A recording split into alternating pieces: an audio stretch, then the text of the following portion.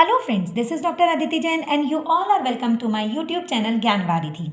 आज हम philosophy of education के एक दूसरे मेजर कंसेप्ट को डिस्कस करेंगे जो कि है नेचुरलिज्म या प्रकृतिवाद। हमारी पहली वीडियो आइडियलिज्म या आदर्शवाद से रिलेटेड थी। अगर आप उसको देखना चाहते हैं तो उसका लिंक आपको डिस्क्रिप्शन बॉक्स में मिल जाएगा।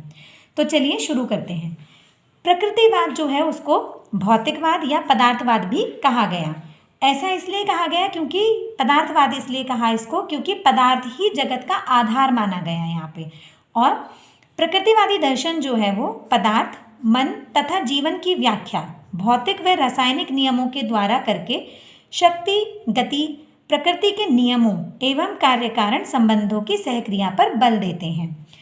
अब इसको बहुत संक्षिप्त रूप में हम जान लेते हैं कि प्रकृति में अनेक पदार्थ हैं जिनमें परस्पर क्रियाएं होती रहती हैं और भिन्न भिन्न पदार्थों के संयोग से भिन्न भिन्न रचनाएं होती हैं। जैसे मनुष्य भी एक ऐसी ही रचना है जो भिन्न पदार्थों से क्रिएट हुई है।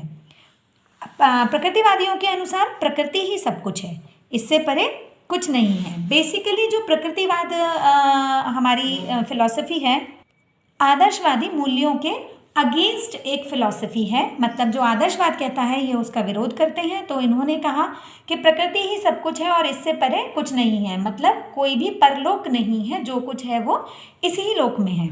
नेक्स्ट, प्रकृति के निकट ही मानव का स्वाभाविक विकास हो सकेगा, ऐसा इस वाद का मानना है। और इंद्रिय ज्ञान प्रमुख है।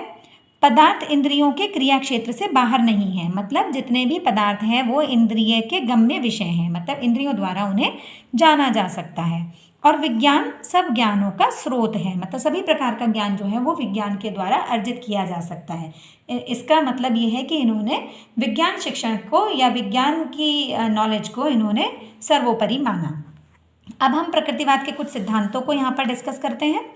सबसे पहला जो सिद्धांत इनका है वो ये है कि संसार एक महान यंत्र है और मनुष्य इस यंत्र का एक भाग है और वो अपने आप में पूरा है। मतलब जो प्रकृति है या संसार है वो एक यंत्र की भांति काम करता है और उसी का एक भाग मनुष्य भी है और यह जो भाग है वो अपने आप में पूर्ण है।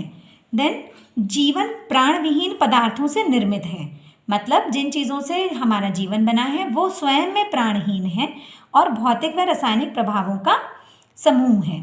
नेक्स्ट, मनुष्य अपनी प्रकृति के अनुसार पृथ्वी का उच्चतम पशु है। मतलब यहाँ पर आप देख सकते हैं कि मनुष्य को भी पशु में ही इन्होंने काउंट किया है। अतः उसके जीवन का सार जो है वो पाशविकता है, ना कि आध्यात्मिकता।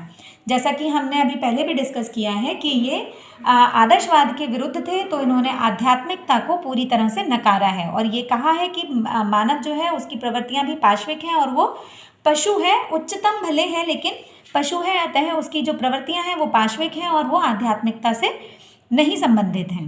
देन वर्तमान जीवन वास्तविक जीवन है, इसके बाद अन्य कोई दुनिया नहीं है। तो जो भी कुछ करना है हमें वो वर्तमान के लिए करें, हमें परलोक या अगले भव के बारे में सोचने की आवश्यकता नहीं है।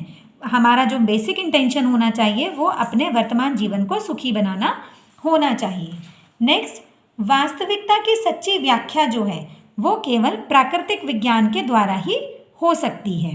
और लास्ट जो इनका सिद्धांत है वो ये है कि अपरिवर्तनीय प्राकृतिक नियम संसार की समस्त घटनाओं को स्पष्ट करते हैं। मतलब जो प्रकृति के नियम है वो अपरिवर्तनीय है और वो ही संसार की जितनी भी घटनाएं हैं उनको स्पष्ट कर सकते हैं। प्रकृतिवाद के मुख्य समर्थकों में अरस्तु, Comte, Hobbes, Bacon, Darwin, Lamarck, Huxley, Herbert Spencer, Bernard Shaw, Samuel Butler और रूसो हैं।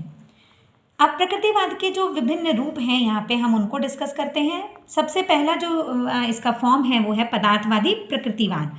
पदार्थवादी प्रकृतिवाद क्या करते हैं, क्या मानते हैं कि भौतिक विज्ञान के आधार पर संपूर्ण सत्य जानने का प्रयत्न करते हैं। जो भी चीज़ें हैं उन्हें फिजिकल साइंसेस के आधार पर जानने का प्रयत्न करते हैं।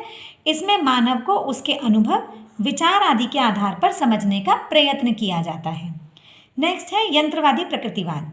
संपूर्ण विश्व को यंत्र मानकर चलते हैं ये, और मनुष्य को भी एक यंत्र माना और इसका संचालन जो है वो बाह्य प्रभावों द्वारा ही होता रहता है। जो भी चीज़ें बाहर से हो रही हैं उसी के आधार पर मनुष्य की भी क्रियाएं होती रहती हैं। एंड लास्ट जो हमारा फॉर्म है वो है जैविक प्रवृत्तिवाद। जैविक प्रकृतिवाद।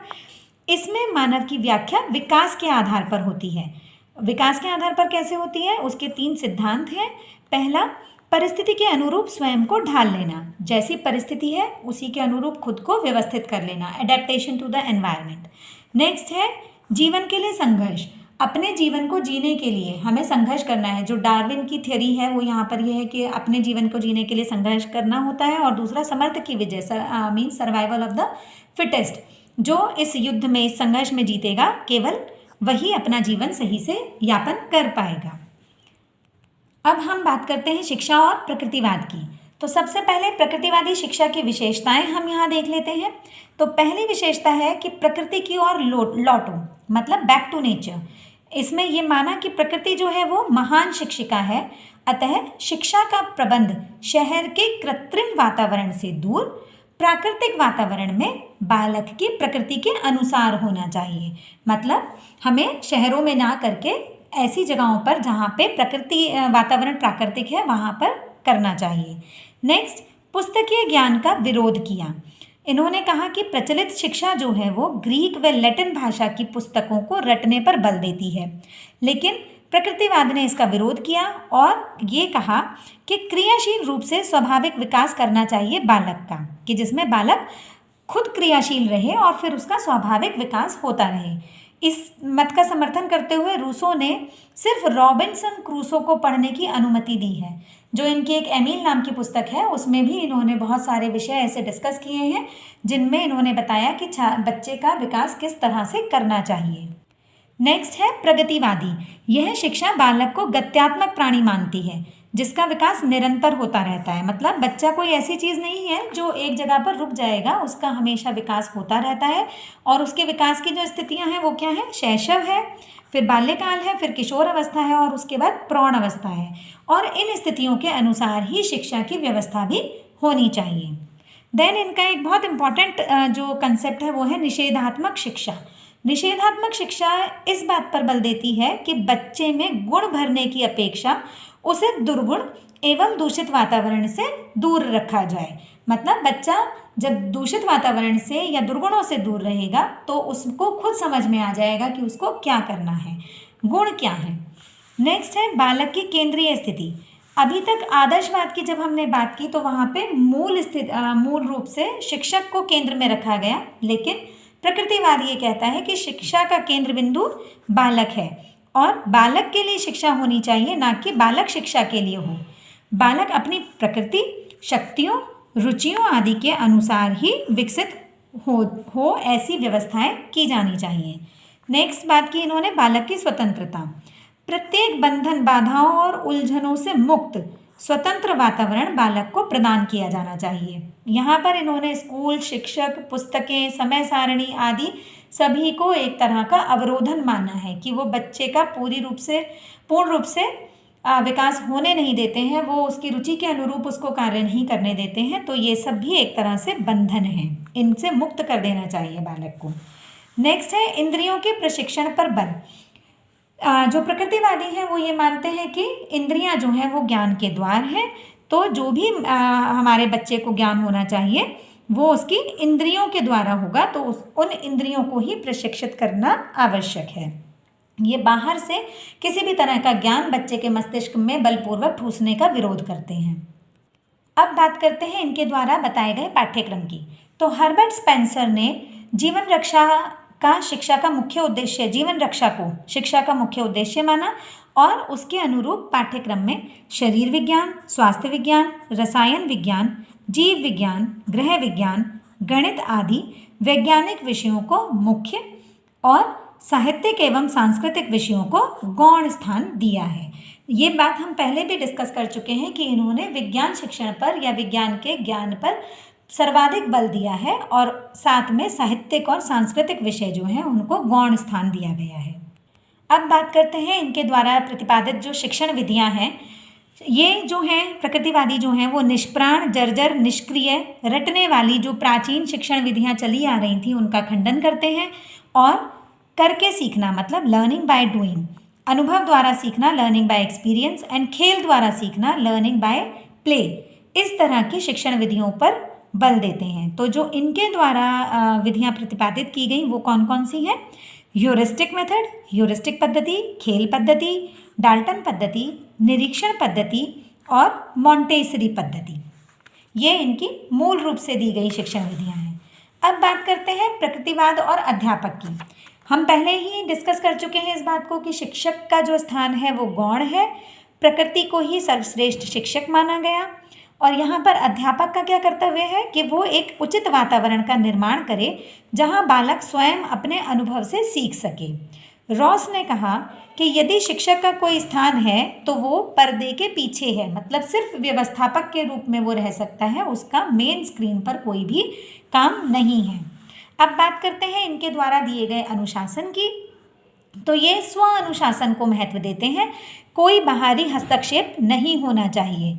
प्रकृति बालक को स्वयं दंड देगी, अगर कोई भी बालक गलत क्रिया करता है तो वो उसको स्वयं दंडित करेगी। अब इसमें हक्सले का विचार जो है वो इस तथ्य से मेल नहीं खाता। वो ये कहते हैं कि प्रकृति की दंड व्यवस्था जो है वो कठोर है और तर्क विहीन है। तो स्वतंत्रता के साथ साथ उत्तरदायित्व भी लाद देना चाहिए, तभी व्यवहार संतुलित होगा। मतलब प्रकृति के ऊपर सारी चीज़ें छोड़ना, तो जो भी वहाँ से हम लोगों को दंड मिलेगा वो बहुत ज़्यादा कठोर हो सकता है और तर्क विहीन है ये बात। तो इन्होंने कहा कि बालक को स्वतंत्रता दी जानी चाहिए, लेकिन साथ में कुछ उत्तरदायित्व भी होने चाहिए, तभी उसका संतुलित विकास हो पाएगा और उसका व्यवहार भी संतुलित रह पाएगा।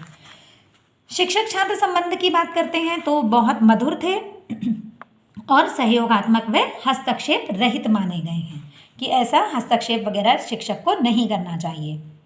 नेक्स्ट बात करते हैं विद्यालय की। तो विद्यालय का जो कृत्रिम वातावरण है वो इनको पसंद नहीं आता था। तो इन्होंने कहा कि कृत्रिम ना हो वातावरण, कठोर ना हो और उसकी अपेक्षा स्वतंत्रता आधारित हो, समय सारणी का प्रयोग ना हो और ना ही शिक्षक अपना ज्ञान बालकों पर आरोपित करे।